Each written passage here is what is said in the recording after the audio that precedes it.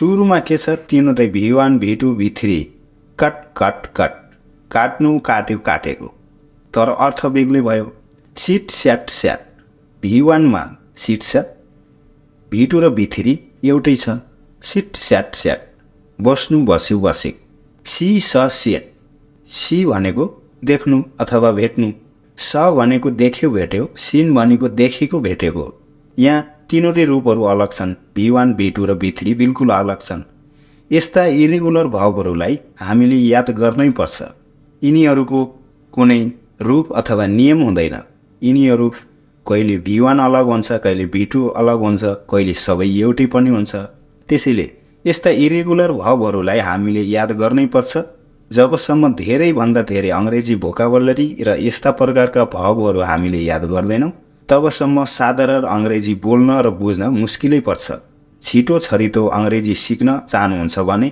शब्द र अर्थ खोजी खोजी याद गर्नुपर्छ र गर्नुहोला आज हामीले यो भिडियोमा केही यस्ता इरेगुलर भर्ब सिक्नेछौं जो V1 V2 र V3 एउटै हुन्छ जसमा V1 अलग हुन्छ V2 र V3 एउटै हुन्छ जसमा V1 एउटा V2 एउटा र V3 एउटा तीनवटै फर्ममा बिल्कुल अलग पनि हुन्छ इरेगुलर भर्बहरूको बारेमा आज हामी सिक्छौं सर्वप्रथम छ कट कट भनेको के हो त काट्नु यसको V2 मा काट्यो भन्दा पनि कट काटेको भन्दा पनि कट V3 बनाउँदा पनि कट यसरी कट कट कट काट्नु काट्यो काटेको एउटा शब्दको हामी इक्जाम्पल हेर्छौं त्यसपछि अरु सिक्ने काम मात्र गर्छौं फटाफट आई कट द ग्रास मैले घाँस काट्छु I cut the grass yesterday मैले हिजो घाँस काटे I have cut the grass every day मैले प्रत्येक दिन घाँस काटेको छु यसरी कटको प्रयोग गरेर तीनवटा सेन्टेन्स बनाउन सक्छौं V1 V2 र V3 को सेन्टेन्स बनाउन सक्छौं आउनुस् फटाफट ढिला नगरी अरु याद गर्ने कोसिस गरौं कस्ट कस्ट भनेको के हो त दाम पर्नु अथवा मूल्य पर्नु यसको V2 र V3 कस्ट कस्ट दाम पर्यो दाम परेको V2 मा कस्ट कस्ट कस्ट त्यस्तै बेट बेट भनेको बाजी लगाउनु अथवा शर्त लगाउनु पनि भनिन्छ बाजी ठोक्नु पनि भनिन्छ यसको V2 मा पनि बेट बाजी ठोक्यो V3 मा पनि बेट बाजी ठोकेको भन्ने हुन्छ अर्को छ हिट हिट भनेको हिर्काउनु अथवा पिट्नु यसको V2 र V3 मा हिट नै लाग्छ हिट हिट हिर्कायो पिट्यो हिर्काएको पिटेको त्यस्तै हर्ट हर्ट भनेको के हो त चोट दिनु कसैलाई चोट पुर्याउनु हर्ट यसको V2 र V3 के हुन्छ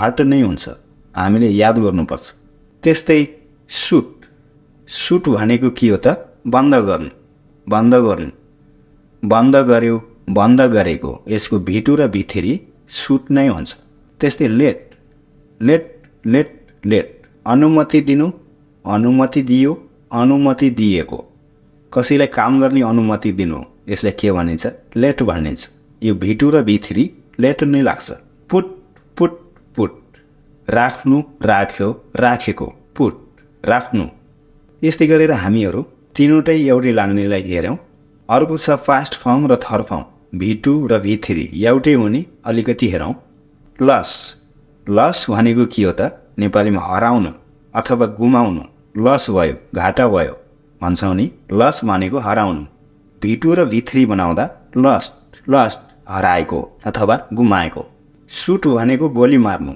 यसको V2 र V3 शट शट गेट भनेको पाउनु गट गट भनेको पायो पाएको सिट भनेको बस्नु स्याट स्याट कीप भनेको जारी राख्नु केप्ट जारी राख्यो केप्ट जारी राखेको यसरी म सुरुको मात्र नेपालीमा भन्छु त्यसपछि तपाईहरुलाई अब थाहा भइसकेको होला फटाफट भन्ने कोसिस गर्नेछु धेरै छन् हामीले याद गर्नुपर्छ राम्रोसँग स्क्रिनशट लिएर तपाईहरुले पछिसम्म याद गर्नु होला स्लिप भनेको के हो त नेपालीमा सुत्नु भन्ने हुन्छ स्लिप स्लिप त्यस्तै फिल भनेको महसुस गर्नु अनुभव गर्नु त्यस्तै महसुस गर्यो म अनुभव गर्यो भन्नको लागि फेल्ट भनिन्छ र V3 मा पनि गरेको भन्नको लागि फेल्ट भनिन्छ फिल फेल्ट फेल्ट लिभ भनेको छोड्नु लेफ्ट लेफ्ट छोड्यो छोडेको, लिभ लेफ्ट लेफ्ट। मिट भनेको नेपालीमा भेट्नु,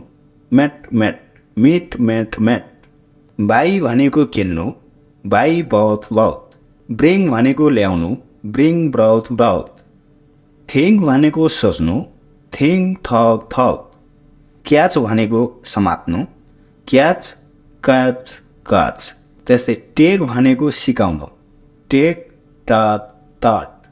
सेल भनेको बेच्नु, सेल सोल्ड सोल्ड। टेल भनेको भन्नु, टेल टोड टोड। पे भनेको तिर्नु, पे पेड पेड। मेक भनेको बनाउनु, मेक मेड मेड। स्ट्यान्ड भनेको उभिनु, स्ट्यान्ड स्टुड स्टुड। अन्डरस्ट्यान्ड भनेको बुझ्नु, अन्डरस्ट्यान्ड अन्डरस्टुड अन्डरस्टुड। लेन्ट भनेको उधारो लिनु, लेन्ट लेन्ट लेन्ट।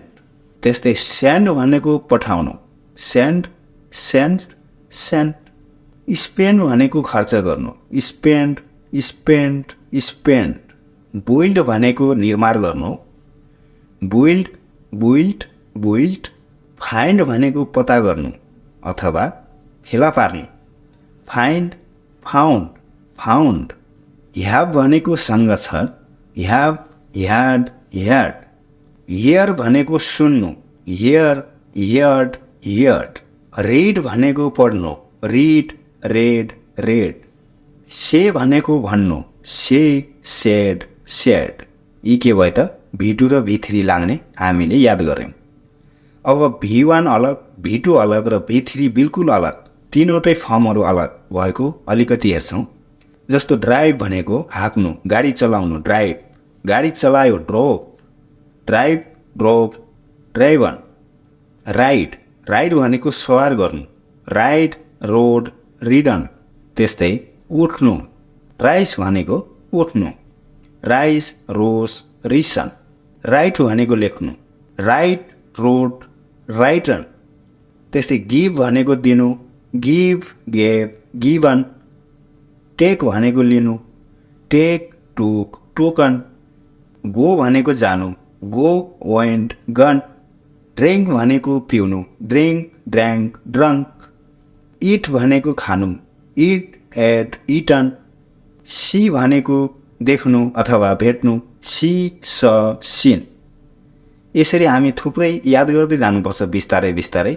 भिडियो धेरै लामो नगरौँ, आजलाई हामी यति नै याद गरौँ। फेरि अर्को भिडियोमा बाँकी लिएर आउनेछौँ। आज 50वटा सिक्यौँ, भोलि 50 सिक्छौँ र पर्सि 50 सिक्छौँ। 150सम्म सिक्यौँ भने हामी पर्फेक्ट हुन सक्छौँ।